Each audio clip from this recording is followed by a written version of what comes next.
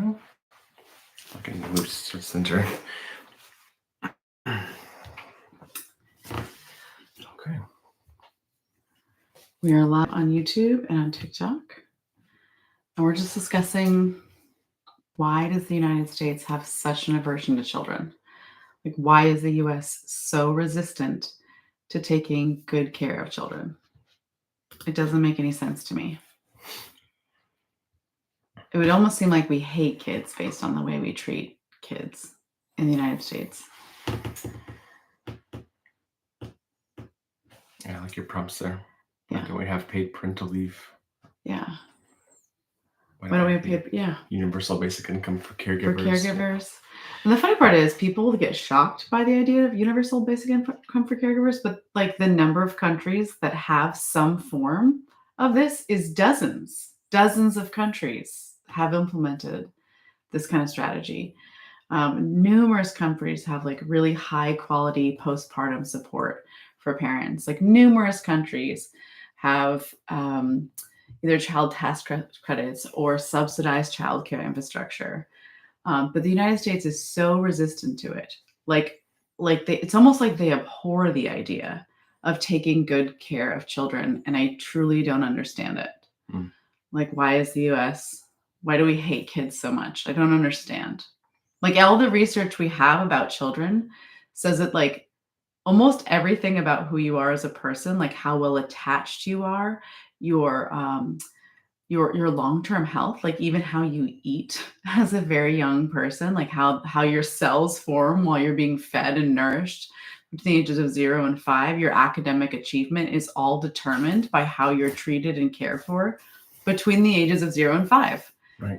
And yet, for some reason, we think between the ages of 0 and 5, children should be like, it's almost like, well, hopefully they get watched for free. Hopefully someone does it. Hopefully it just works out. Like, we don't have any official structures for that. And we act like that's good enough. And we act like it's working out. Yeah. I don't know. I have some theories as to why that is. Why do you think that that's the case? I wasn't ready to answer that question. Okay. Yeah. But I was mostly just thinking about that we're on the heels of like another tragic gun violence incident. And the fact that we haven't done anything about that. Like, we live pretty close to where Sandy Hook happened, and the fact that like our legislators here did work here in this state. Yes. They fought for changes on the federal level. Yeah. But I guess the gun violence epidemic seems to be not even the root cause. It's just a symptom of a lack of caring for children, right? Like and a lack of caring for the people who care for children. Yes. Like, we're totally okay with people who might put themselves near children being in peril or even dying. Mm-hmm. Like, we're totally okay with that. Maybe that's even the default. I mean, J.D. Vance said it's like an unfortunate reality. What did he call it? It's like, it's just a matter of... Yeah. I don't exactly know his exact words. I don't know what his words were, but the sentiment seems to be true that's how we treat people on the front lines of any kind of caregiving. Yeah. It's like it's just a fact of life. You're gonna die. Oh yeah. The school shootings were a fact of life. Yeah. Well, they're only a fact of life if you don't have imagination. Yeah. They're only a fact of life if you don't actually ultimately care. Mm-hmm. They're only a fact of life if you don't believe you can really make positive change for the future. Mm-hmm. They're only a fact of life if you are powerless. Yeah. Like, they're not actually a fact of life. Mm-hmm. School shootings. They're just only to those who lack imagination. Yeah. Well, speaking of lack of imagination, can you rephrase your question? I'll try to think about it again. No, I was curious. Like, I really do believe the United States has like a near hatred of children. Like, people are collectively, we're somehow repulsed by the idea that children need high quality care. And like, I was curious, like, why do you think that is? I have some theories as to why we have such, we do such a terrible job of creating infrastructure that would support the lives and well-being of particularly young children.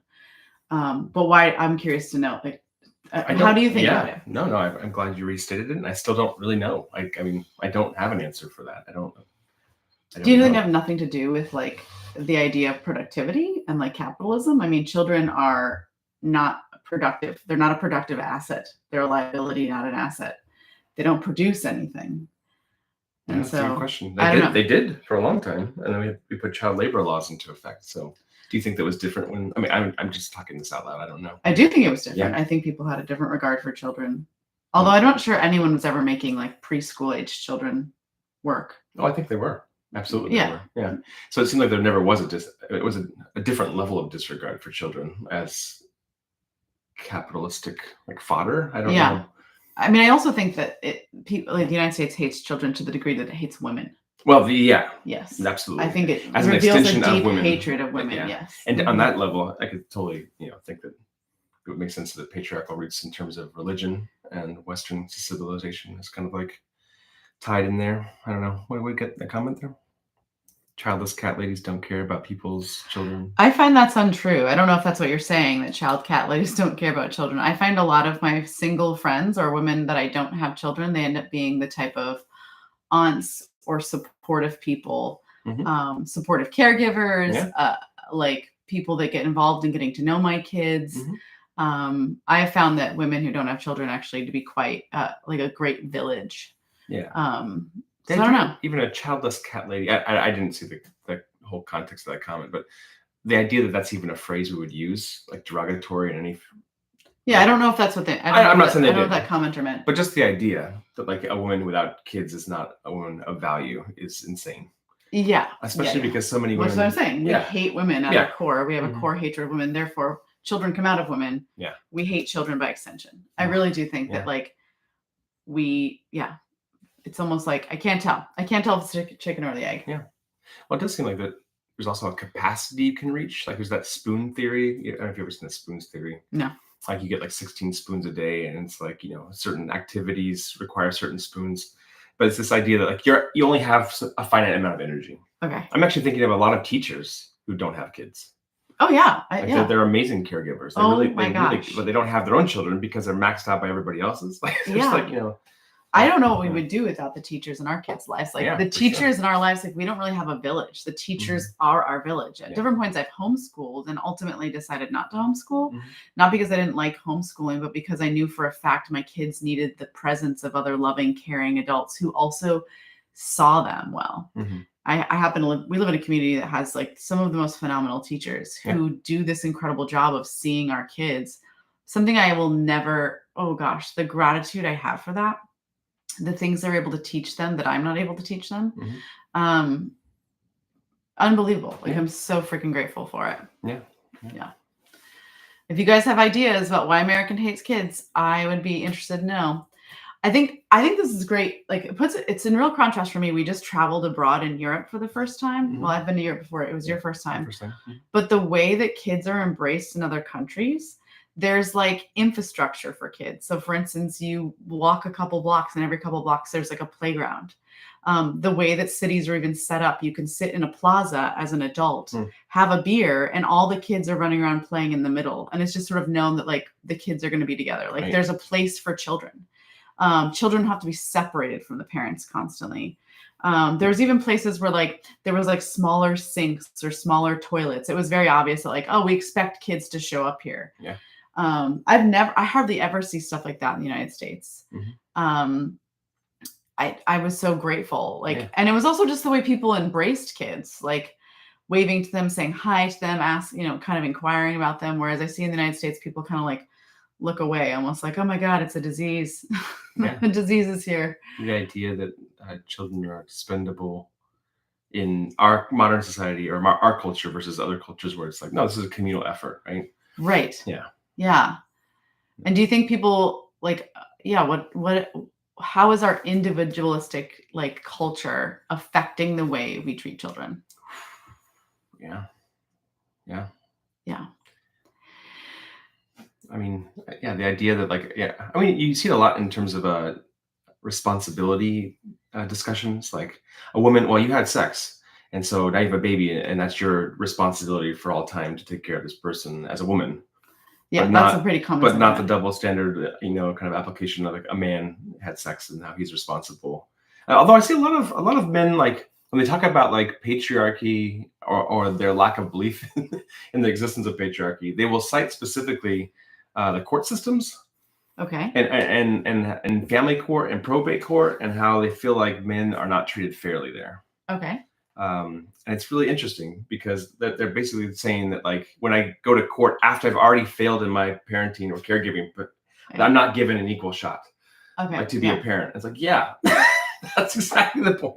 Like, the judge has listened to the facts, like, and they've noted that the wife or the mom or the woman has done the majority of the caregiving. That you as a man have not participated, that you don't have the skills, and they're ruling according to the facts to give, like, either primary custody to the mom or, like, more full custody. Yeah. And so it's so fascinating. That's the one spot they point to as, like, see, like the court's against us, but the court's actually a court of law. It's actually taking evidence into account.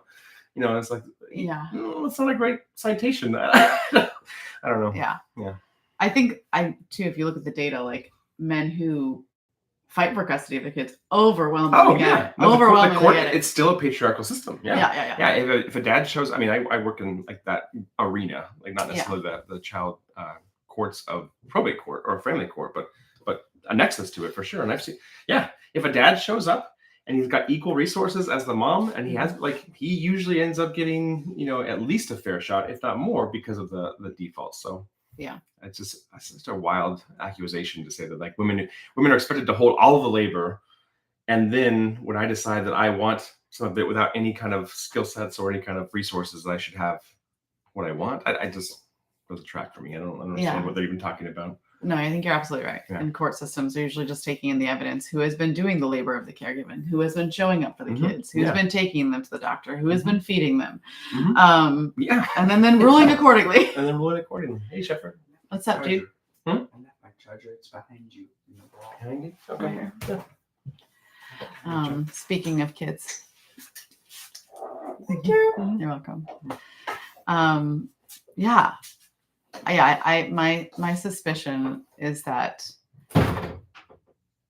we despise children because they don't offer anything capitalistically, and we despise children because they come from women, and we ultimately have, like, a super misogynistic society. I mean, if not, we wouldn't punish women for having children. We have an entire system that's based on money being how you survive. You need dollars to have autonomy.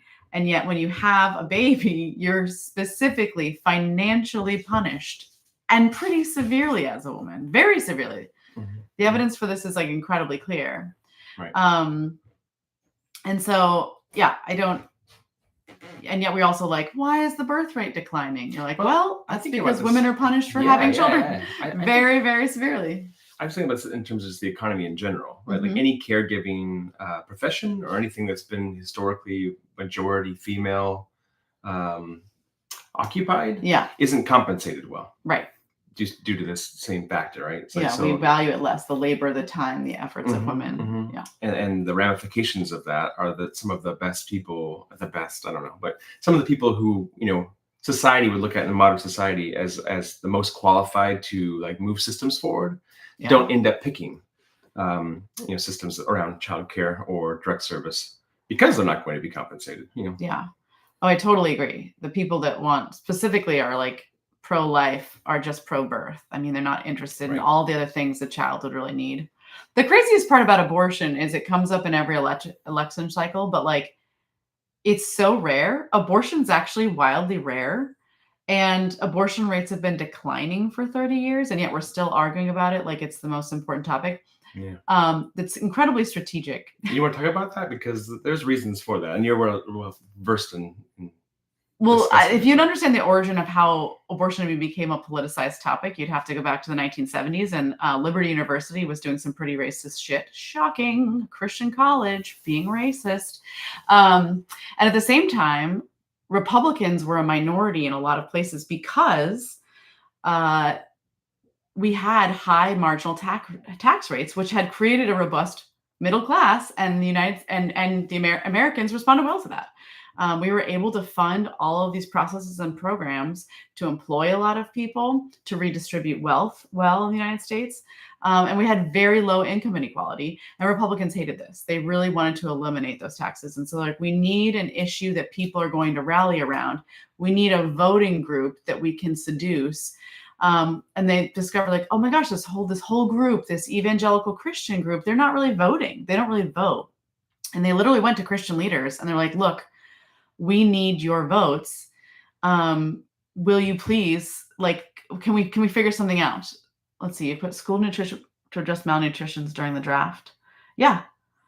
I already, that's interesting. I don't know much about when Yeah, school I don't know the nutrition history programs were of it. put into place.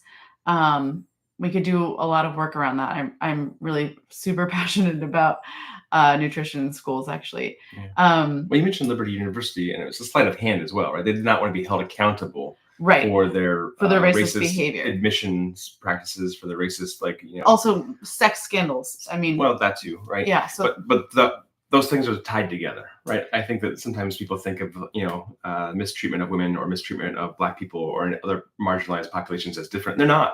no, they're like two heads of the same they're- beast. They're Yeah, very linked. You know, this idea that like white supremacy is going to pick, you know, and choose. I appreciate your expertise. Yeah. Chala Black Hero. Yeah, it's cool to hear about that history and your yeah. expertise about school nutrition.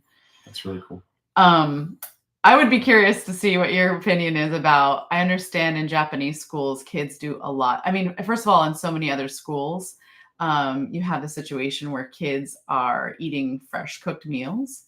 They have like a chef on site where they believe in feeding kids like really full nutritional things. And then the kids actually help clean up. There's this thing that we do. Okay. That we don't allow children to have this autonomy or even practice caring for the group. Like in American elementary schools, kids are sort of served, they sit down. The most they might be asked is to throw away their own plate, but they're not asked to really serve the community. But in places like Japan, kids actually have to, like, they finish their lunch and they have to go clean the cafeteria. I mean, like really clean it. We're talking mops and buckets and wipes and the whole thing. So there's this accountability for, which I really love. I think that this is so important for kids. One of the most significant ways we actually communicate self-esteem to kids is actually by giving them purpose in a community. That's how children, yeah. So here we don't have meals cooked from scratch for sure in our schools. No. I'm grateful that we are kind of doing some thinking along those lines. Well, I mean, we have this like intention to feed kids in the United States of America, but we certainly don't feed them healthy, nutritious meals at school. It's a lot of processed food, which is pretty standard for the American diet. But in terms of even the stigma around that, though, like, so, I mean, I think we live in a community where actually everybody qualifies for free meals, which is kind of cool. It takes away some of the stigma around like poverty. Yeah. Because it's no longer a poverty measure. It's just like a right that everybody should have a chance to kind of eat. And, you know, but I do find it's interesting that the stigma around, like, if you were to get your basic needs met, that somehow if you didn't earn it, quote unquote, earn it, right? Huh. Like, I'm not sure what you mean. Like SNAP benefits, food stamps, these are programs that historically people have kind of associated with like poor people, and then also kind of made an association with groups being less competent. Which is completely untrue. It also not even reflective of the majority of the people who take those benefits, right? Like, so, but why do we even like? I agree with you, Lady Questfire. Like, I think the reason we don't have universal health care or universal, you know, food for children in schools is because we don't actually believe that everyone is equal, or we don't believe that everyone is worthy. Right. We think only certain people are worthy. Yeah. Yeah, it's very layered. Absolutely. Yes, that is such a. Oh my gosh, there's poetry happening in the comment section. The contempt for vulnerability strikes me as a hatred for self. That is so true. Yes. Yeah. Yeah. Yeah. To extrapolate out that hatred onto other groups to kind of make yourself feel better, but it never works. I mean, I guess the lie of any kind of like, you know, quote unquote, you know, privileged system is the people at the top they're not doing better. No. I mean, I think I saw this. We've actually met in school in Los Angeles. But I did some work in both like the richest neighborhoods of like Pacific Palisades and Malibu, and I did work in South Central Los Angeles. And you know, those neighborhoods, in terms of how they were functioning, one was actually functioning better than the other. You know, like I think as a white person growing up, especially a younger white person, I thought like, oh, the neighborhoods where, you know, people of color lived that were in poverty, you know, they must not be doing well. And you got there and you realize, oh, there are certain metrics that aren't doing great, but that they're metrics that are about resources. And the ones that like had money and resources, they had no community. There was nobody like speaking back into those kids' lives. They were basically raising themselves. A lot of isolation. Tons of isolation, like really unhealthy. And So so they had money resources, but not social resources, not social not resources. human Those kids were not resources. doing well. Mhm. The kids in the neighborhoods, like in South Central, were doing much better connectedly, relationally. Yeah. Yeah. Yeah. I'm even curious. I think the number of people that don't even understand like what it would look like. What does postpartum support even really look like? The countries that are doing it well. Yeah. We have in the United States some of the worst rates of postpartum depression. Yes, absolutely. Colonialism, capitalism, competition. You're absolutely right. These are killing us. And property taxes being how we fund schools, absolutely killing us as well. Yeah. The entitlement on that. Like city property taxes or county, rather than it being a larger area.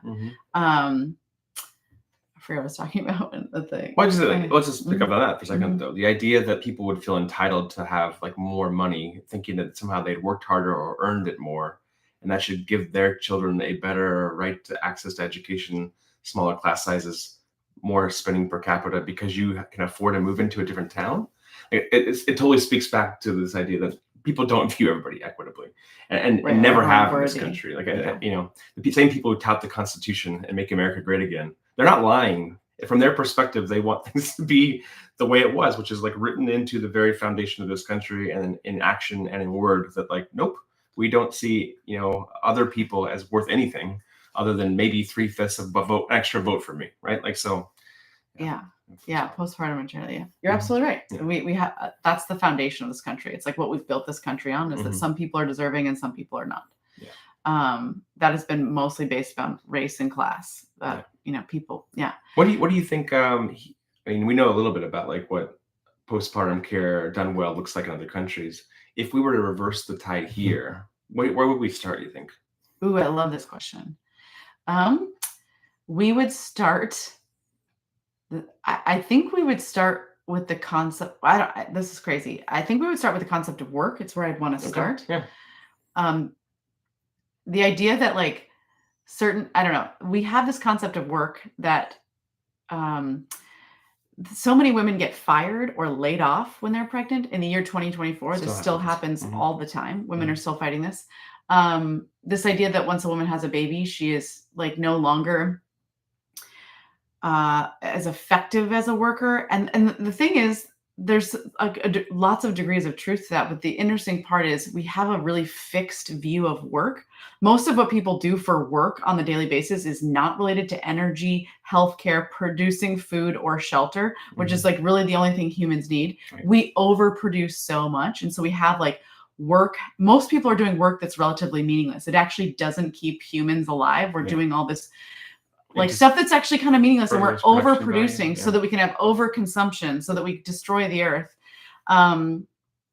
I think better information and education on pregnancy and postpartum. I love that. Letting choose what they want. Totally agree. But choosing, really completely restructuring the idea of work. This is going to sound crazy, but I think one of the best tools of patriarchy was the idea that children shouldn't be allowed in the places where decisions are being made. And this automatically made sure that women, who were the primary caregivers of children for so long, especially for the last century, would never be allowed in those places. And human beings we're a primate. Primates are watch and learn. We're watch and learn species. And so to sequester children away from all of the things that adults do on a daily basis means that children are not being included in culture and in learning and all of these things. The way we were really intended to learn. Human beings were really intended to learn this way. Yeah, which is a loss to culture at large, but also by extension, this culture pulls all the women out of that same conversation who are trying to be caregivers, right? Yeah, I'm missing some of the things. I believe, absolutely, the women want to work, and I think this crazy. It's almost like, well, a woman has a baby now, like we don't want to hear her opinion, or like the idea that a woman would show up, like a newborn baby mostly sleeps during the day. I mean, there are some that don't, but there are many that do, and the idea that you couldn't show up to work with just like a baby in a sling around you and go to your job, it's like. Consider it's horrendous, that's like horrific. That's not professional. You're like, wait a minute. Including human life in our day-to-day lives is unprofessional. Like, who decided this? Like, why is that? Anyway, so this entire idea of where children can go. For sure. These are a bunch of words I don't know. Positive projection as it relates to ponerology. Josh's eyes aren't as good. So blind I date. will. Sounds I'm gonna weird. have to Sounds fascinating. screenshot that. Tell us more. Tell us more. Yeah. Yeah, we only need 30% of what, even food. We overproduce food. The funny part is this person's upset that they have to pay. The thing is, healthy children are actually a value to the entire society. So healthy children actually benefit everyone. Yeah. Healthy children grow up to be healthy adults, and healthy adults make a healthy society, a healthy community, and everyone, even childless people, benefit from a healthy community. Well, the myth of individualism is alive and well in that comment, though, right? Like, so, what would make you think that you paying taxes would exclude you from the larger community? And also the idea that we're using our tax money well. Like we have a lot of waste there, and also a lot of strange decisions. A lot of, so, for instance, if we weren't policing the entire world, we'd have plenty of money for lots of things, including lower taxes, and we could still take care of children well.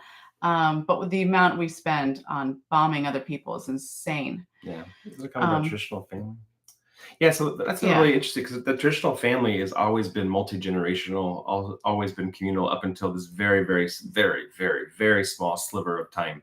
So the idea that the traditional family, the nuclear family, is a default, the nuclear family is actually a fad, not a tradition. Absolutely. It's from like 1930s, 40s, 50s, 60s, 70s. It's like this very small slice of time where like the nuclear family was a thing that could even be possible. Yeah. Literally, if you go to any point in human history, people would have thought that was batshit crazy. Insane. Just two parents and the kids, absolutely not. You needed to raise kids. You need community. Yeah.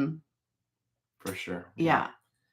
So, I was also a stay-at-home mom for over a decade. And that idea like hurts both people, I think. I mean, so somebody said like, moms should work if they want to work. I totally agree with that. Absolutely. But again, going back to like, I think how humans were kind of like, developed culture was it was side by side work. Like, men and women were both working. They were both raising kids. Like this idea that like men would be separated out from their community. I think actually you're really, I think, well versed these days in like urban design and community development.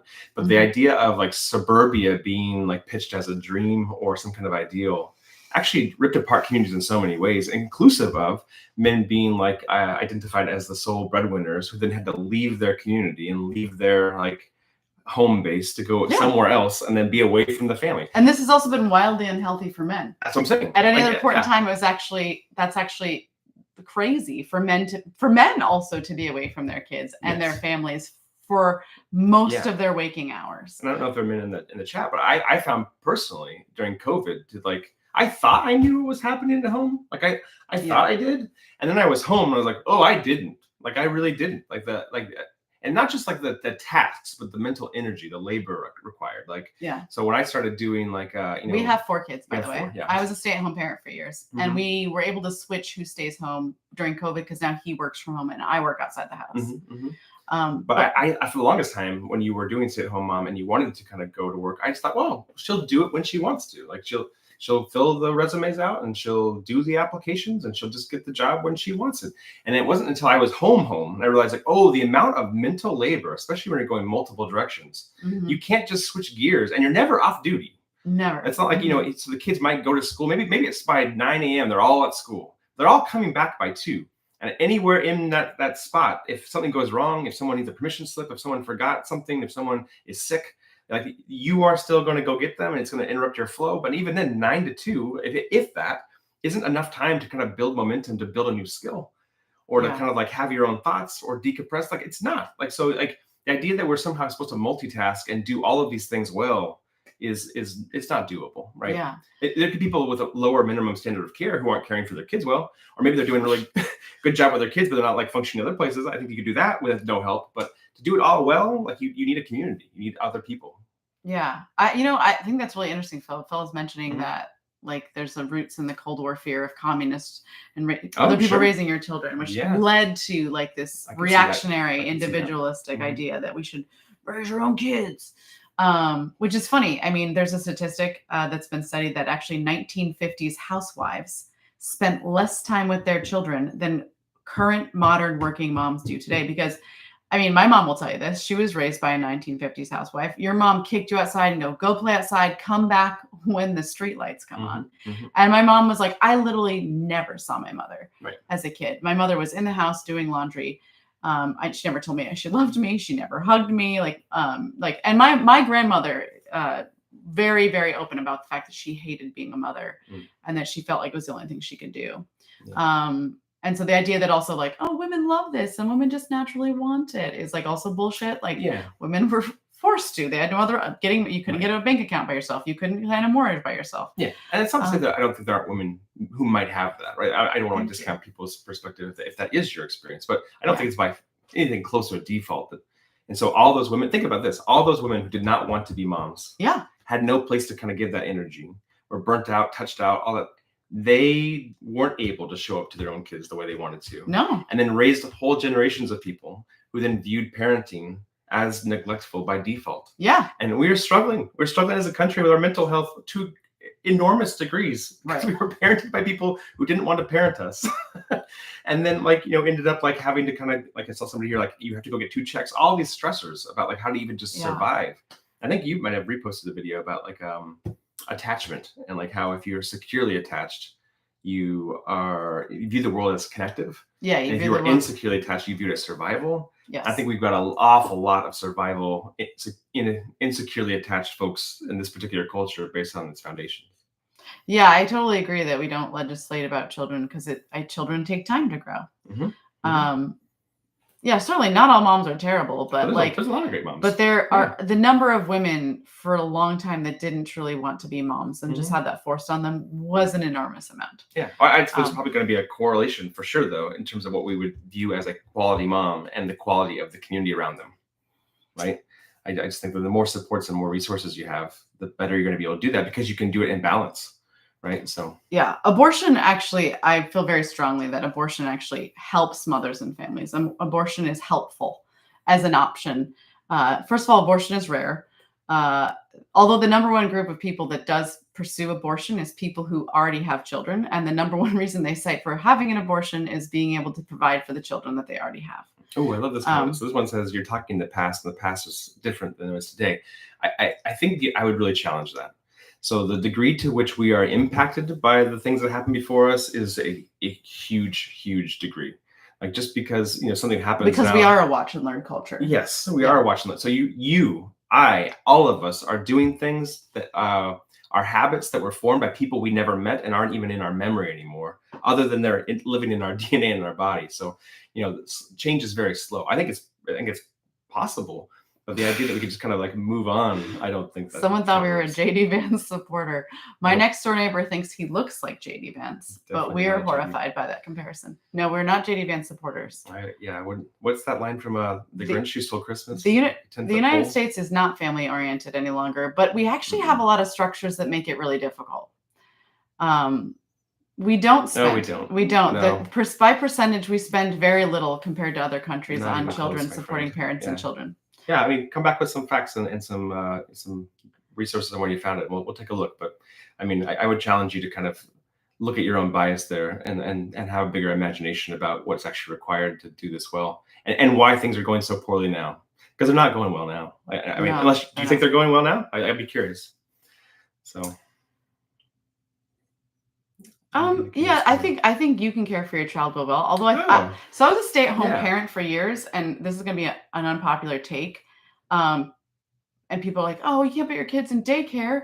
Daycares aren't going to love them." I'm like, actually, just like anything else, the care and nurture of children is a skill you can develop. And I cannot tell you how many daycare providers I know for a fact were 1,000 times better care providers than moms I saw all the time, who I could tell A, kind of hated it, and B, they hadn't had the practice. And so they were bad at it. Yeah. So this idea that other people can't care well for your children or won't love them, I think is false. I do think parents can be wonderful for their children without a doubt. Yeah. A lack of gun control is heartbreaking without a doubt. Yeah. Oh, someone says Trump 2024. That's unfortunate. My kids had my marble secondhand at birth. All right. Handing kids. Interesting. yeah, a lack of gun control. We definitely we need gun control in this country. It does work. I just was having this debate with someone. Like someone's like, we can't ban AR-15s. They were never used in war. And I was like, actually, an AR-15 was indeed designed for the military. The military's job is war, in case you're not paying attention. And we turned that into the M16, which is the fully automatic version. And the reason you never hear anyone committing a mass atrocity with an M16 is because we have legislation and rules that prevent people from having large accessibility to those weapons. It turns out laws do prevent weapons from being in the wrong hands. Yeah. Well, we were talking about it before. That maybe this culture has this despises women, but that by extension despises families because we view women as the primary caregiver by default. Yeah, that's one of my theories. I think the U.S. definitely despises women, and that's the reason we hate children. Yeah, I love this because that's true. Like, I think everyone knows that old proverb, like it takes a village. But somehow it's like the fact that we know that proverb seems to be good enough for most people. Like, oh, well, in theory, that sounds good. Like a Hallmark card. We just throw that around. Like, yeah, it takes a village. I'm like, great, but there's the village is being systematically dismantled. It's not functioning properly. And some of the things that would require or what could help, reinstitute that, like if you really did care about child, care, you could do a universal basic income for stay-at-home parents. Like, we have the resources. So inexpensive compared to the other things we spend money on, and the ROI on that. We've actually studied this. The reduction in poverty for children, the reduction in child abuse. When parents aren't stressed about money, they abuse their children far less. So it's just the amount of things you would fix just with and it didn't have to be expensive, like $300 per month per child for a family. That's nothing. That's nothing. But the amount of people whose lives that would like just turn around, it's unbelievable. We saw that during COVID. I don't know that we've definitively gone back and kind of been able to put a stamp on what happened, but like during COVID in the child welfare systems, the foster care systems, less cases were coming to our attention. And I think that we initially thought, well, people just aren't visible to the community. Right? Like people can't see kids as much, so they can't make the reports. But it's quite possible that what was happening was people were actually surrounded by much more support than they had been before. We did so much for children and the supports, even governmental supports, were increased. Like, we had like a child tax credit increase. Like the poverty rate rose or dropped dramatically during that period of time before they got rid of it after just 1 year. So we have seen evidence that it works. We just don't value that. Yes, I love what Silly Goose is saying, that like we don't have all that infrastructure because then families would be able to depend on their communities and not on corporations. Ding, ding, ding, ding. We have a winner. Bingo. We have a winner. You're absolute late stage capitalism. Yeah. And the idea that you can squeak, families are a profit generating entity. If you have to outsource every single thing, you have to pay for a nanny. You have to pay for, if both parents are working, someone's helping to pay for food. You either go out to eat more often. You have a food service. You have all of these things. You're Ubering all the time. You are paying more money. And that is, you're in economic development. Our tax monies are spent on the wrong things. I'm a big fan of compassionate capitalism as well. It's not the government's job to dictate how employers and employees interact. I'm not sure how what that means in regards to children, but maybe. So yeah, a lot of these things wouldn't even be that difficult. Yeah, the village has really been lost. It's funny, I'm currently studying like city design and like urban design and development, and how we create cities, like neighborhoods, what kind of infrastructure we have in terms of walkability and even public transit. People in those places, specifically parents that have walkable, bikeable cities, almost all report a higher level of happiness, connectedness, and village. So actually how we design things disconnects people or brings them together. Specifically, children and families thrive better in walkable cities. And actually nearly everyone does. The elderly, anyone that's kind of on the margins in terms of weakness does much, much better in walkable cities. And walkable cities actually are economically more profitable. People have lower health problems, heart attack, diabetes, all these things, because they're getting exercise while they move.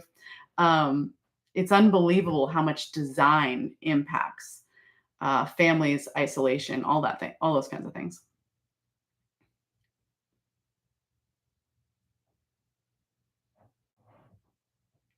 So the only reason Yes.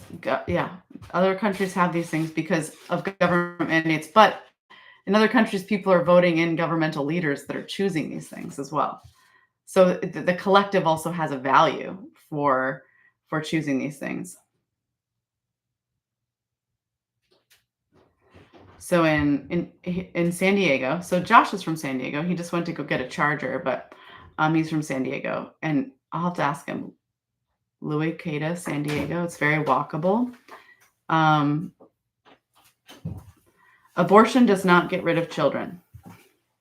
It does not do that.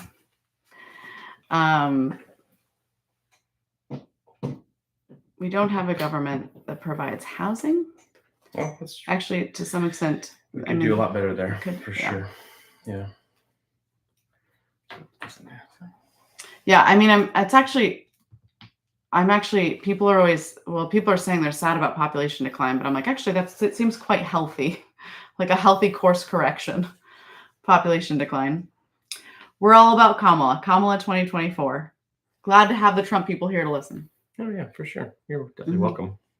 I'd be curious though, for the folks who say Trump 2024, like, is that coming from like a religious background? Is it coming from a fiscal point of view? Because like, like I grew up Republican. Like I can imagine. We both grew up ardent Republicans, and now we're quite progressive. I mean, I did vote Republican younger, but I don't think I would have voted for Trump. Like I think that's a bridge too far for me, even if you. I think human beings belong to each other. And so we have a social obligation. We're social creatures. Community is how we survive. Social fabric is how we survive. So to lean on one another is actually how human beings were meant to live. That's how all social primates live, particularly mammals. And so I don't believe we pour into one another. Who can afford kids? It's a difficult thing. Well, some people should not breed. This is interesting. This leads to like the idea of high quality sex education. High quality sex education. People get worried about abortion, but the funny part is abortion goes to just about zero if you add two things: access to contraceptive that's free, and if you add high quality sex education, abortion rates in places that have those things go to just about zero. That's true. Oh, somebody in college. Ooh, Rachel. Hi, Rachel. Hey, Rachel. We have 4 kids. Good to see you.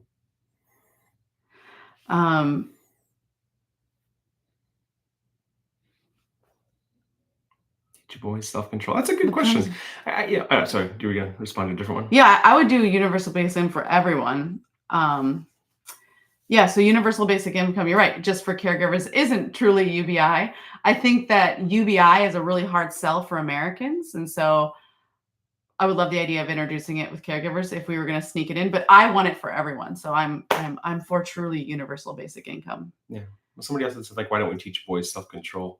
And I think that's an interesting, I see the schools trying to make attempts towards social emotional learning, and also like the pushback from certain conservative groups, like, we don't want that in our schools. I'm like, what? Why don't you want people to have better skills? Yeah. But I will say this. High quality sex education is good for everyone. Sex education is part of, I think, that this kind of, but the people in the schools are being tasked with things they're not experts in. Like, we really need like high quality sex educators. We really need people who are like clinical background in the school to provide some of this education at appropriate times for kids and on a spectrum, like ongoing conversations. We can't just have the gym teacher be expected to like do this. It doesn't work, so I would love to see much more, attention and focus on relational skills, in every level of our community, so that especially boys, have a better shot of being able to function properly and not just like put themselves above the community. There's this idea, like in religious circles, which I do subscribe to, which is if you choose yourself above the community, it frays the very fabric of society. I think we got a lot of that going on here by default, and then it's praised as the goal, which it's hurting everybody. Yeah. Some people are suggesting maybe that all young boys have a vasectomy at birth because vasectomies are fairly easy. I've seen that idea go around as well. I don't know. I'm curious, like why where we go in terms of just male birth control. Like, we know that there are topical gels. We know that there are other things that just have not been made available or researched, which would like make the burden of birth control much more equitable. And I'm hoping that we move in that direction. But I've long thought, how interesting would it be in some kind of alternate universe if pregnancy was a coin flip? Like, What would happen if men got you had pregnant sex? sometimes Either and- person could get pregnant. Like the degree to which, how does that change fundamentally society, right? Like to be like, oh, this is not just something I can kind of put off on somebody else. Yeah, we would change everything if Instantly. men have to be pregnant men and could give suddenly birth become half pregnant, the time. oh, The all entire the world laws that would change. would revolve around this. The entire world would revolve around this. Yeah. We're not talking about necessarily qualifying for traits. We're just talking about switching off. Yeah, I think I responded to somebody else in the comment there. Yeah, I could. Mhm. Yeah, I totally get it, Tim. When you've got, everyone could use some relief. Yeah. Parents are way stressed out. Mm-hmm. Mm-hmm. Pay for whose time off, Mandy? Yeah, what are you talking So- about, Mandy? so- You're really upset about time off. Yeah, so I guess you view your time as individual. You view community as non-essential. Like where does community end for you? Like are you responsible for your children if you have them and your parents? Are you responsible for your siblings? Are you not responsible for anybody? Like the idea of brother's keeper or sister's keeper, does that not apply? Like does your neighborhood not? Also, do you I not get- like any communal resources like public libraries get or confused streets? about that, Do you get mad about having to pay for other people's books? Mhm. Is it just children that you get pissed about? Oh, I have heard about the contest of childism, but I don't remember. It's been a long time since I've talked about it. Chris, I haven't seen your comments before. Go ahead. What's your hard question you'd like us to address? I love that you made that comment but didn't actually ask anything. That's fun. That's fun too.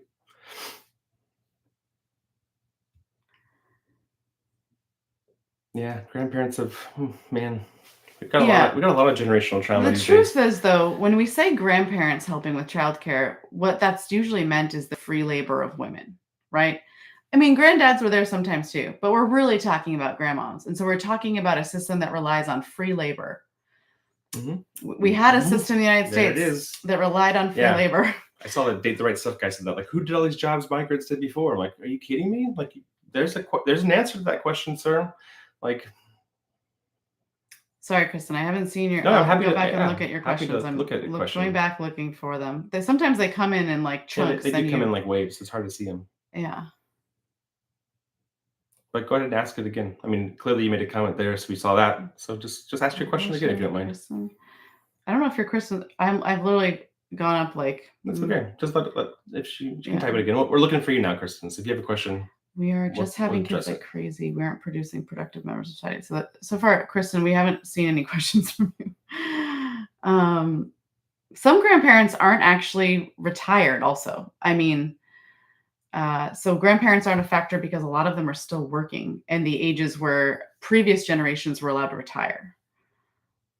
it's always labor. I guess is the point. Like, so I think the idea that it's not labor for a dad to love his own kids or watch. I mean, I think there's some. You're right, right? Like that, the phrase like, "Oh, dad can't babysit his own kids." That's fair. I think that's fair. But it's still work. So just because it's valuable work or work that you might want to do doesn't mean that it shouldn't be valued by larger society and structures. So I think it's awesome when grandparents or other people in your network, whatever that looks like, kin, blood, not family relational, can pour into community. The idea is how do we make the capacity for that to happen beyond just like bloodlines? And I think we're doing a poor job of that right now. Children are a communal responsibility. So Mhm. to raise healthy children takes an enormous amount of effort and labor. And to raise healthy children, like we can raise unhealthy children real easily, but if we want healthy children, it takes an enormous amount of resources. Mhm. And the thing is, we all benefit from healthy kids because healthy kids grow up to be healthy adults, and healthy adults create healthy community, a healthy society, a healthy country. So it's an investment for us all. The ROI on this is unbelievable. And the fact is, like a guy named let's see, Patriot 82, we're already paying for it. So when we don't care for children well, we end up paying for prisons. We end up paying for social workers. We end up paying for hospitals and ERs are like rampant with uncared people. Well, And we end up yeah. paying, we have tons of bills. The amount we Oh, are true. paying for people that weren't well cared for is astronomical. So the fact of the matter is you're already paying for it. You just Well, it seems you just like don't that's think not of a yourself very as well paying thought for out it. position. Like, so is Patriot 82 saying that like no one should have kids? Is that the point? Like, or if you have a kid, it just seems like a total misguided Abortion has understanding of nothing to do community. with children. Mhm. Pay for your own kids. I'm not your community. Yeah, you know what, Mandy, you're my community. I think that's you're missing something very fundamental to humanity when you think that you are separate from other people. Like it's just not. Yeah, human beings belong to each other. That's Absolutely. we're a social primate. Absolutely, yeah. So Like all social primates, we rely on one another. And in fact, social bonds and social connections are what make people healthy. and I think really a challenge for you, my friend, is you say I'm not your community. You're probably telling the truth from your perspective. Like I don't doubt that, but like challenge that. Like why do you feel like you're not worthy of belonging in community? Why project that onto other people that they're not your community? It doesn't. It makes me a little sad for you. It makes me sad for all of us. The that we're funny not part too protected. is that Yeah. like the happiest, healthiest countries, the thing they all have in common is care for children and a high value on caring for children. All of the happiest countries have that. And they're economically prosperous, they have lower crime.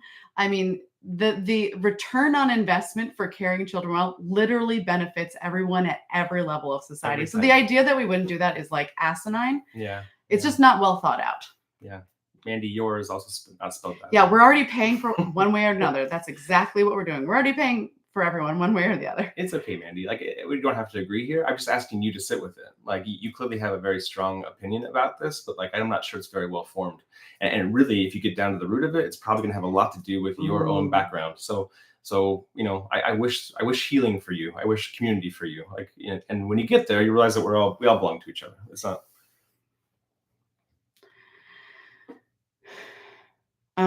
So I this idea of maternity leave came up, and 12 weeks is not enough. In No, fact, it's it's not. inhumane. Like the World Health Organization actually recommends 6 months. I was a postpartum doula and a childbirth educator, and the idea of 12 weeks maternity leave is literally inhumane, not only for mothers but for babies as well. It is insane. The origins of maternity leave in the United States too have nothing to do with the health and wellness of babies or mothers. It has everything to do with employment, places of employment, and insurance expectations. Yeah. Ooh, we got lots of folks here who felt they're saying stuff at your full chest that you haven't thought about for any. You're literally regurgitating things that you've heard The from thing people is, who also haven't you can thought have things. people It's so stay at interesting. home that also don't treat children well. I mean, Absolutely. women are just as likely to abuse children as men are. That's a really unpleasant I don't statistic even know for a that's lot of gendered. people. I think it's people who are under resourced. Like Right. people- And so in order to support families means that we have healthier kids, even if someone's staying home. When I once went to a conference, it was all stay-at-home Christian moms.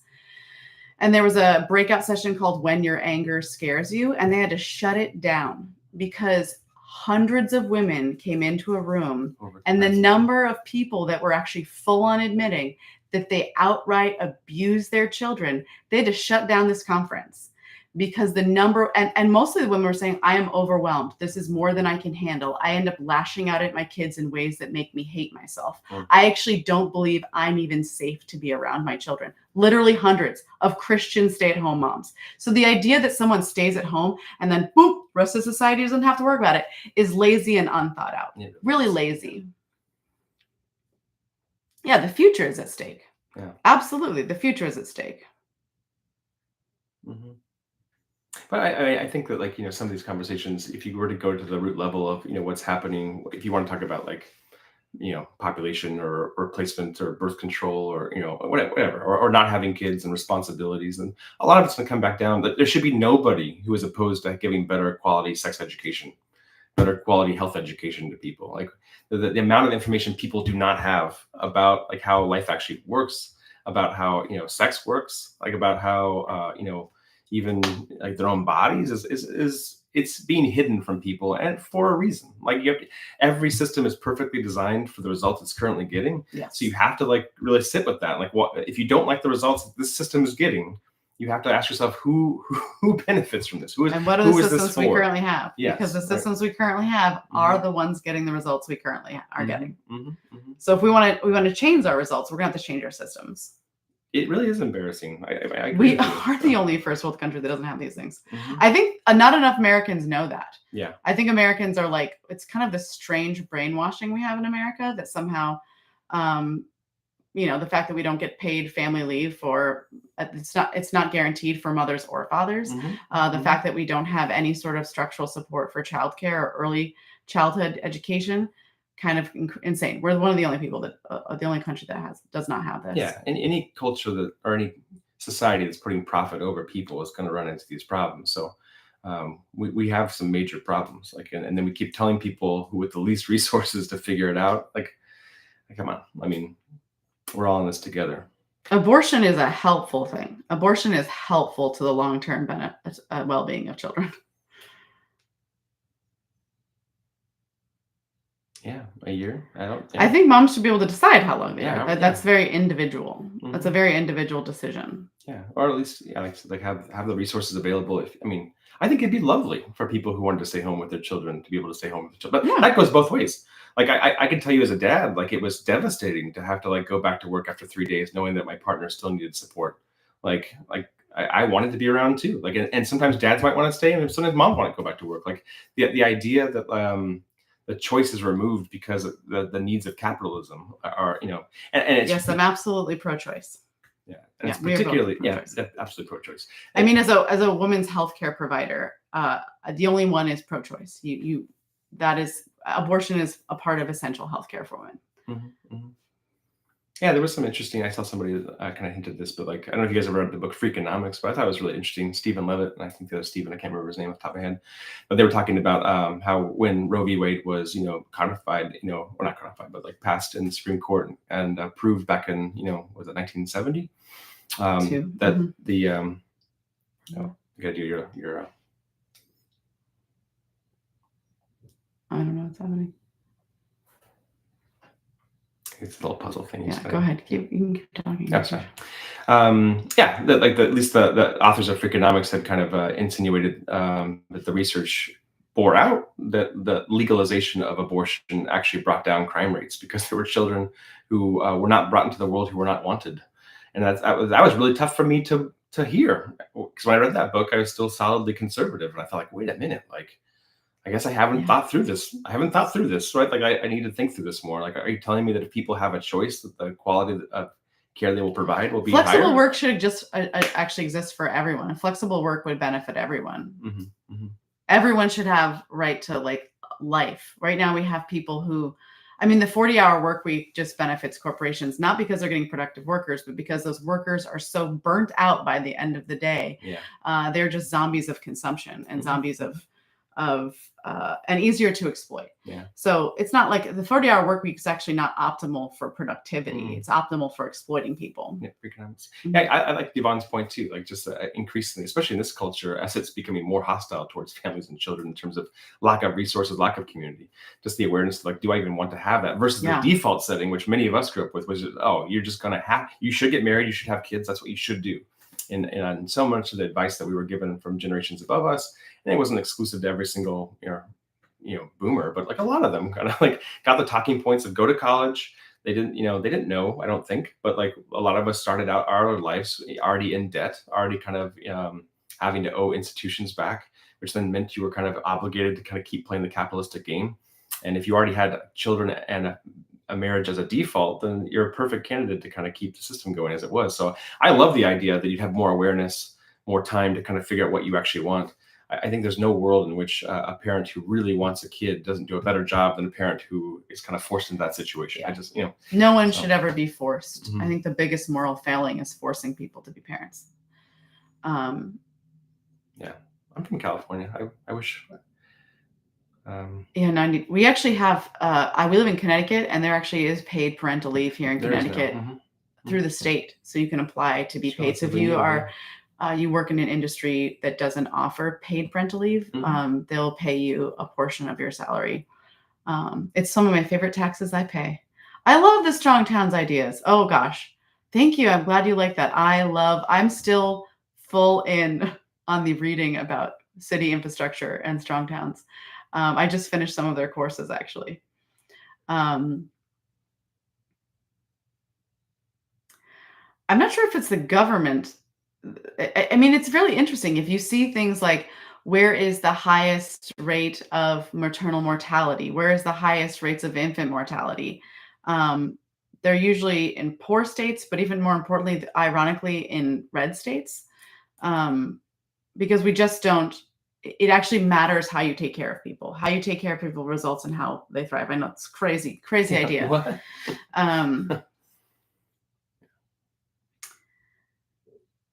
I was trying to get a charger for this, but I think we're probably down to like in the 5% Yeah, we'll battery probably range. be. So maybe like 5 more minutes, and then we'll just. So do you have any other? I mean, you guys are obviously very Capitalism is engaged. just freedom. That's debatable. But there are also compassionate ways to do capitalism. I mean, Spain is capitalistic, but Spain is wildly more pro-children and pro-family. Yeah. France has a capitalistic country, but France has a whole bunch of infrastructure that supports family. Mhm. Denmark is capitalistic, but has tons of infrastructure that supports young children and families. Yeah. So this idea that capitalism can't do that is just also unthought out. It's pretty wild.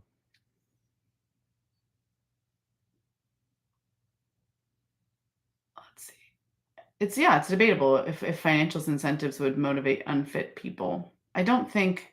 Yeah, Texas has one of the worst infant and maternal mortality rates. You're absolutely right about that. Actually, if you look at all the top 10 states that have the worst, it's all red states. It's all Republican states that have the worst outcomes for mothers and babies. Mhm.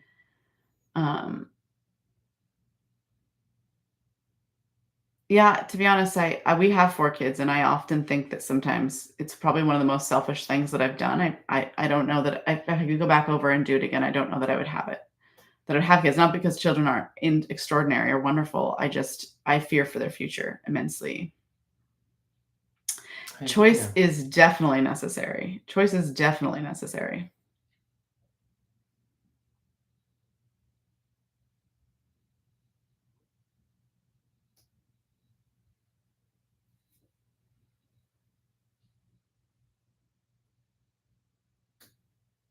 Yeah. So when children and families are well supported, we have better, healthier communities. Happier adults, suicide goes down, the cost of prisons goes down.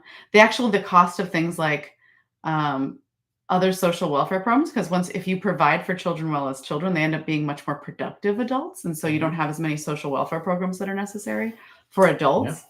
Yeah, so we're actually already paying. Yeah, you're paying. We're already paying for basically adults that were not cared well for as children. Because if you actually look at homeless populations, prison populations, one of the number one things they have in common is actually child abuse.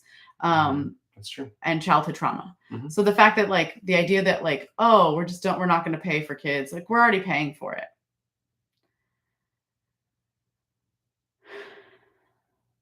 That's interesting. Why would we subsidize childcare? Not everyone wants children. Those are interesting questions because I think it's like in lacking the reality of all the things that are already subsidized.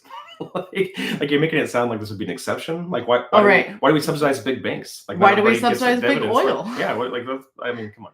Like and if we're going to subsidize corporations, why would we not subsidize like families and kids? You can't have it both ways. I guess like, do you want the human race to continue? I mean, if you don't, that actually makes the most logical sense. That's fine. Take that position. That's fine. Yeah, so like, we just don't believe that humans should continue. And that's totally cool. Mhm. But if we want humans to continue, there has to be like communal ways forward. Mm-hmm.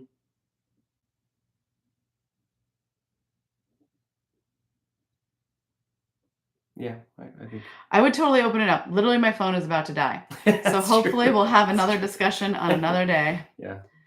Um, We said we'd come on for like half an hour. I think it's been an hour, just exactly. So we went double the length, but it's fun to see you guys' engagement. I appreciate you guys being here and appreciate your thoughts and appreciate the thought experiment and hope you guys have a really good night. Mm-hmm.